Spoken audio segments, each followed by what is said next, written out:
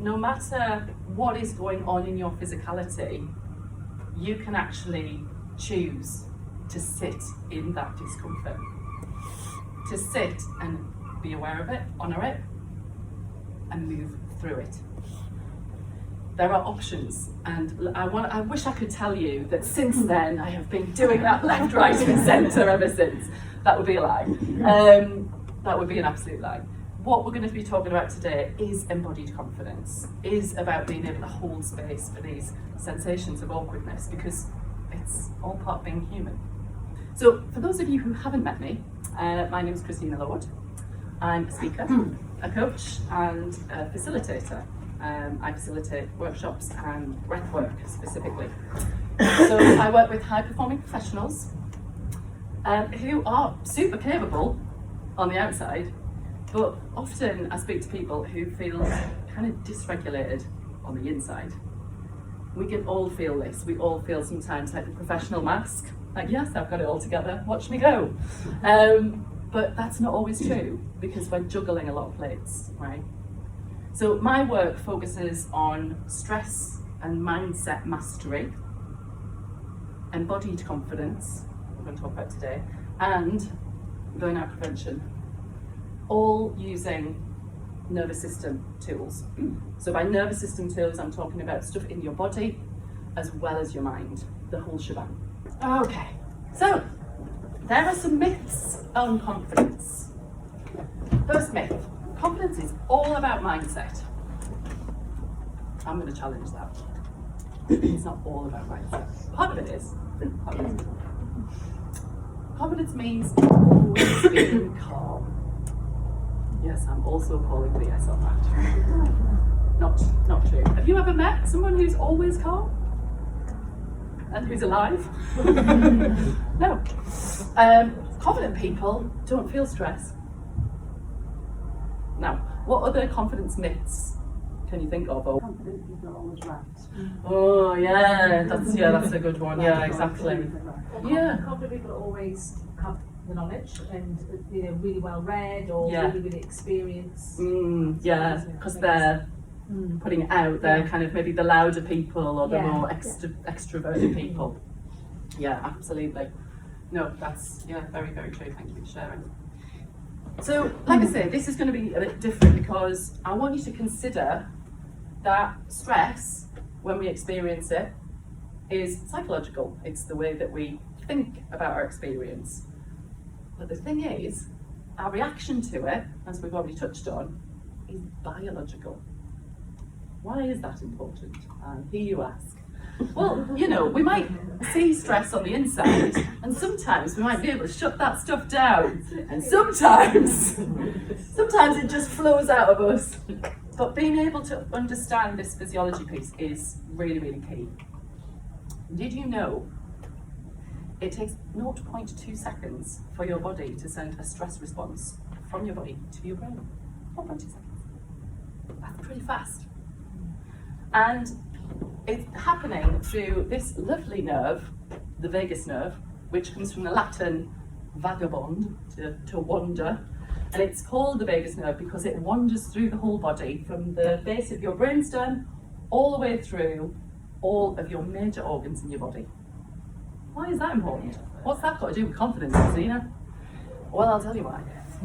Because the signals that we experience, 80% of the information that's going up and down that superhighway goes from your body to your brain, whereas only 20% goes from your brain to your body.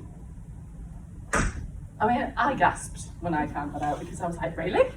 I've been taught that the brain is king, the brain is the thing, and it's the thing that, your body carries your brain around. That's how it works, isn't it? No. Being attuned to the signals that are happening in the body is key to our confidence.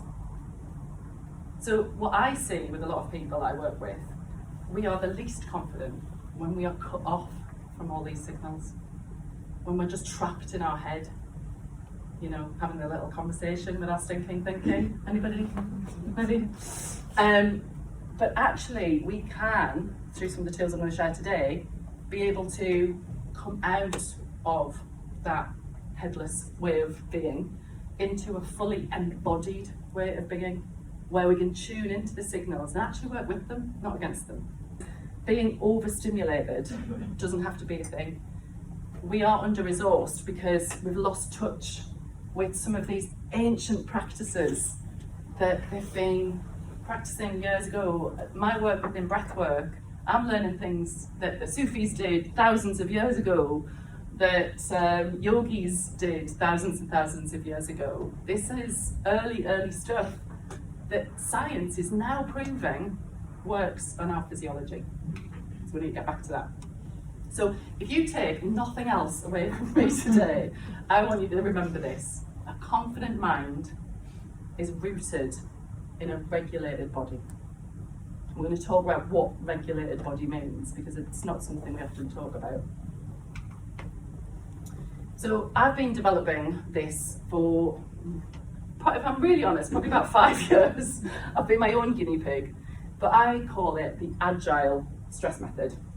So each of the letters obviously stands for a tool and a process and a methodology around how we actually work with stress, because not all stress is bad. Confidence isn't static. It isn't just one set thing. It's agile. And when you think about what agile is, it's flexible.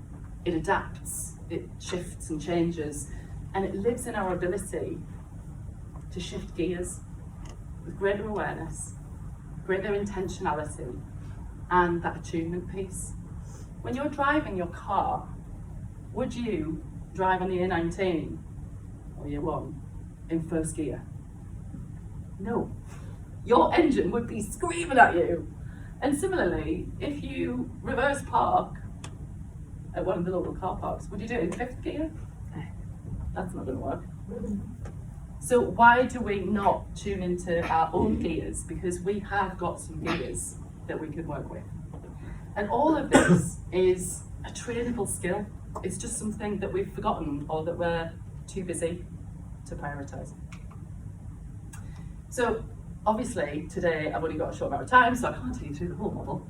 But I am going to share with you just some key elements. So there's 3 zones of confidence I want to take you through, which is a core part of what Agile Stress Method is all about. The first zone, I'm calling the red zone.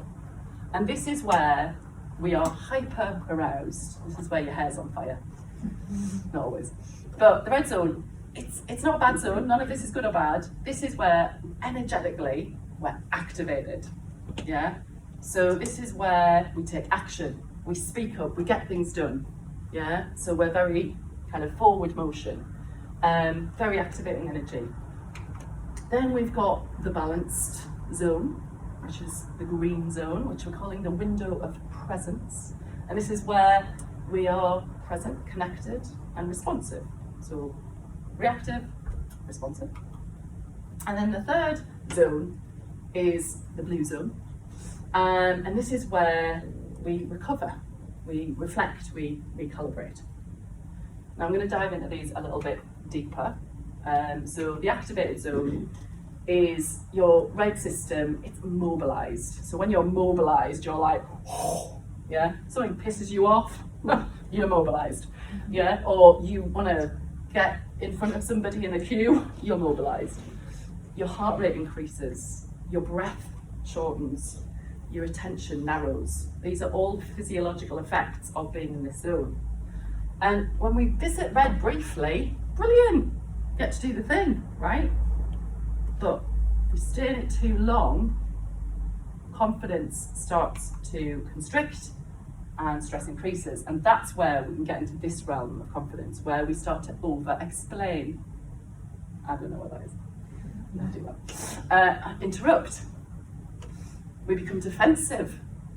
So when you were saying about some challenges that you were, having, if somebody interrupts you and then starts attacking you, well, of course, you're going to have this red reaction, right? And we can start to feel like we've kind of got to be pushed to be heard. And so instead of feeling grounded, we start to feel a bit wired, a bit twitchy.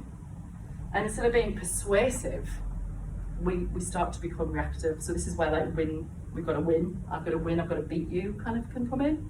So it's not a bad state, but it can become bad when it overruns us. Make sense?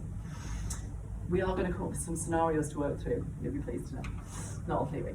So the green zone is regulated energy.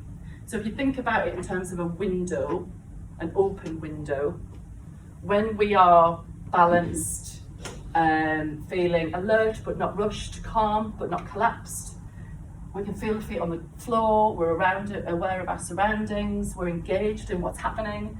That's the green zone. And that's flow state. If anyone's ever been in flow state, everything's like effortless action. Like, yeah, I'm just in flow, I've got loads done, it's great. We can listen without losing ourselves.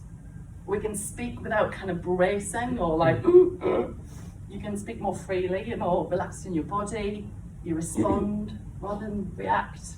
And this is where confidence becomes relational.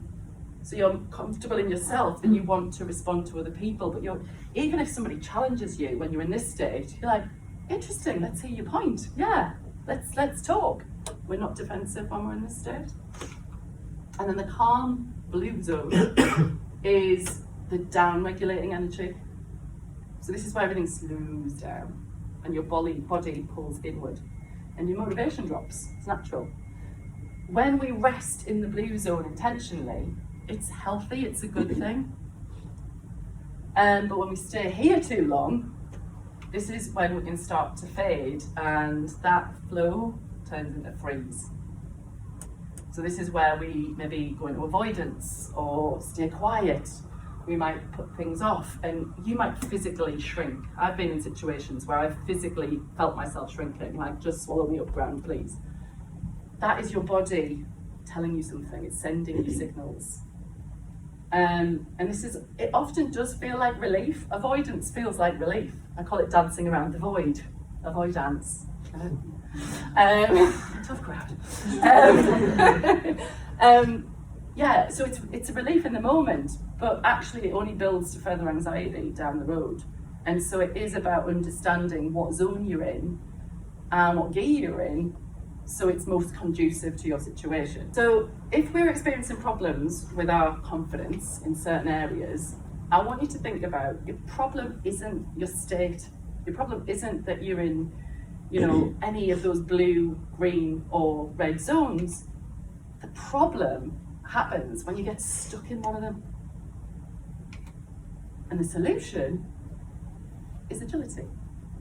It's your ability to move, because we ricochet up and down here all day long. When was the last time somebody hit your last nerve and you found yourself wanting to strangle somebody? We all experience it, but the more regulated we are, the more in tune we are, we can recover faster, and that's what this is about. So you'll be pleased to know there are 3 what I'm calling levers or cogs. So it's that 80-20 that I talked about. This is the effortless action, yeah? So 20% of energy, but 80% of the result. Who doesn't want that, right? Yes, please. So some of the tools that I'm going to share with you are based on these 3 levers. The first one being bottom up, body first, physiology first. That's things like breath. That's things like feeling your feet on the ground. It is body aware, body first, 80% to 20%. 80%, 20%, keep that in your mind. The next one is top down, it's the other way around. Because anyone doing the CBT? I have, cognitive behavioural therapy. This is all about reframing. So when you walk into a room and you're telling yourself, oh, everybody knows everybody and I don't know anybody, and the inner critic, this allows us to actually hack into the way that we think so we can shift our perception.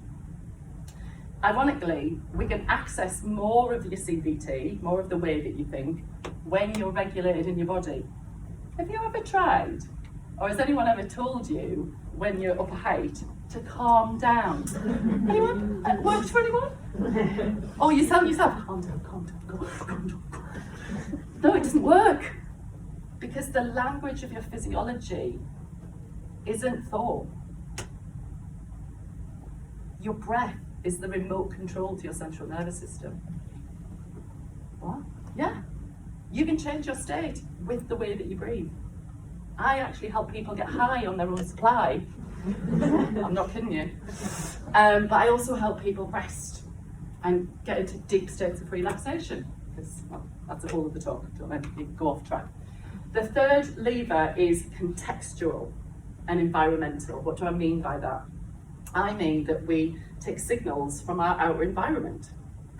Yeah, as architectural firm, right? We look at our place in conurbation, in how we interact with buildings, how we interact with people, in construction, in all of the areas you work in.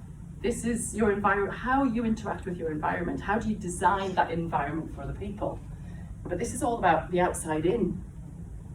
And this we can tap into in things like walking more in nature.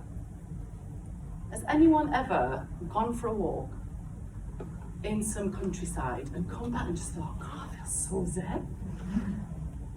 There's a reason, the science behind why that happens, because it calms our central nervous system down.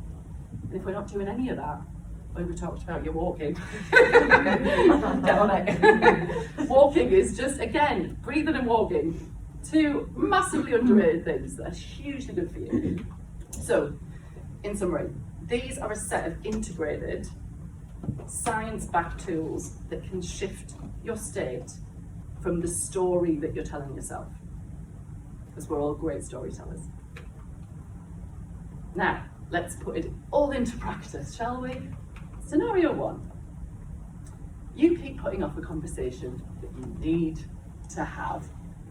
Here, we want to check in with ourselves. And the first thing we want to do is to tune into our body, our state. So let's get trapped in here and more like, do I feel light? Do I feel heavy? Do I feel constricted? What's the temperature? Like, there's lots of different ways, cues that you can kind of tune into how you're feeling. And then ask, okay, what does my system need? So we're not involved in the story of, if I say something to this guy, then he's going to blow up in my face and this is going to happen. That's called catastrophizing. This is about tuning into the moment of how you feel and making space for that. So, bottom up, body first tool.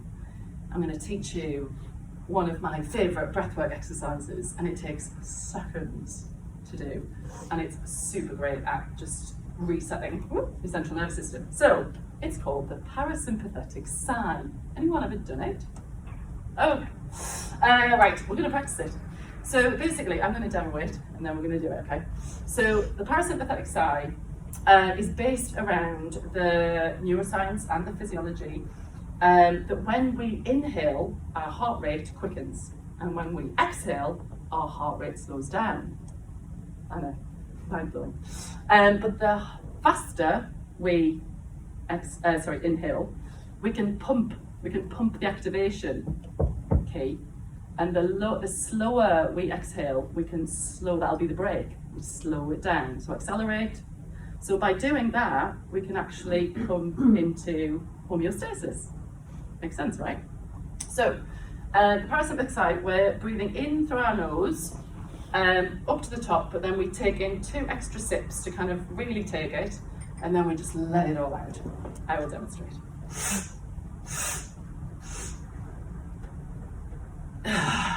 We're gonna breathe in, in, hold, and then. Now the test here is to try and not get your shoulders up around your ears. Okay? So you're just focusing on breathing in, hold, and then just let it go. And by the way, there's a prize for someone who just lets the, okay? Just let it all out. You're in good company, okay? So, hold. Good sighing. One more for luck. You're feeling dysregulated, if you're feeling like somebody's, I don't know, pulled out in the car in front of you or whatever, and you feel rattled or anything like that, honestly, keep that little parasympathetic sigh in your pocket, bring it out, Magical, game changer. You're welcome. Top down, this is reframe. So I love this phrase. I'm probably going to get it tattooed on myself someday. Clear is kind. Unclear is unkind. So that thing that we're avoiding talking to that person about, if you ask yourself, how clear am I being? How much does that person really know how I'm feeling? Because if I'm not clearly sharing it, then I'm unkind. So it allows you to open the door. The great thing about doing that before that is that when we're dysregulated, so this is a little thing about your brain, the most primitive part of your brain is called the amygdala, and it sits at the top of your brainstem. It's the most primitive part of your brain. And when we get activated in the red zone, our limbic system, which is our frontal cortex, flips. So our lid flips. And this starts, whoa, it starts wigging about. And it means that we're disconnected. This is how our brain works. It's supposed to work like this, right? Do you ever hear of everyone having red mist that comes down and you're like that? I'm so mad, I can't think, right? Blank brain. It's designed that way. The connection's not there because your body thinks a saber-toothed tiger is about to chase you down the road. No, it's not. So that parasympathetic side brings that back online. Connected. And then that's easier. Trying to do that before you've done that, harder. Don't make it too hard. Contextual. Claim agency. What do I mean by that? Agency, ownership. It's not their fault, their problem. It's my problem. It's my responsibility. I teach people how I want to be treated. And if I'm in part of a culture, and by the way, I believe we're all leaders, not just those that are board level, we're all leaders. We all illustrate how to speak to each other. So I can actually get to a place where I can go in and go, do you know what? I'm going to give myself a few parasympathetic sighs. I'm going to think about how kind I can be because I'm being clear with the person I need to speak to. And then I'm going to teach people how I want to be treated. And I'm going to lean into the discomfort. Makes total sense, right? So this is where freeze, shifting into a bit of balance, with a little help from activation, a little soup stop, not by pushing, but by inviting the energy back. So this is again how we can interplay these levels. Right, scenario number 2. You're challenged in a meeting. Obviously, when you're challenged in a meeting, or especially in front of people, it could be on your own. This is where, you can become a walking volcano, where you blow your top, right? But again, how much when we lose ourselves, we get flooded with emotion. So, I'm not angry, I'm experiencing anger. Difference. I love that. Anger is upon me. You're not anger, it's just happening to you. But you have a choice, you have space. Stimulus, response, space. Every time we elongate our out breath, we are signaling to our central nervous system we are safe and it's okay to slow down. Top down, interrupt the urgency. I don't need the perfect answer. I need presence. When we are in that place of fieriness, we lose where we are. And so that's when we can start to think, no, actually, I need to be here now. I need presence to my anger. I need to be aware of my anger and not make it wrong. And then the context is about changing the dynamic. So if somebody's challenged you,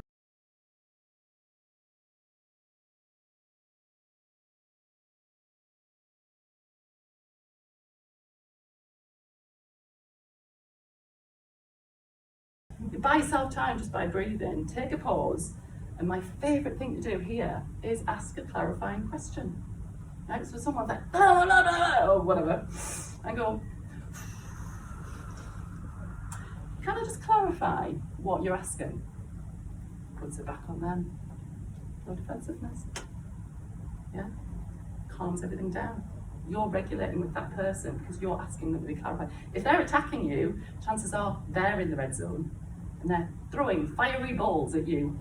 And you can catch those fiery balls and put them out with your calm demeanour and the use of breath. So this is activation shifting into balance with a little bit of calm. action without reactivity. So just to summarise, red gives us action, green gives us presence, and blue gives us recovery, right? But it's not getting stuck in any of those states. And again, just remembering bottom up, top down, context. We've explored a lot today, but it's actually the tip of the iceberg. There's so much more I want to tell you. Because real confidence isn't built, obviously, in an hour. It's not built in a single session or a moment. It's built through practice. A lot of this stuff doesn't work, and we have tools. You know, if you don't practice them, then you don't get any better at it. You need to practice them. Some of these tools you can use in the moment, and they will help, but you can create more of your window of tolerance. The thing about confidence isn't something that you have to push. It's actually something that you regulate. And agility really changes how you live, how you lead, under pressure, or in any circumstance. It's the little things that make such a huge difference. Because again, we don't know when we're all up a height. Well, thank you again for everyone who's listened. Like I said, I'm going to be hanging around for a bit. There's also, just to mention, I have it on here as well, but there's a free stress test you can take if you're interested, and I can share it with you all anyway, and it's on your postcards. Because again, this is about awareness, just to understand, you know, how highly stressed you might be. Oh, you might not. You might go, oh my God, I'm green. Yeah, right. But we change, and obviously life changes continuously. But yes, come talk to me. I would love to talk more. Thank you.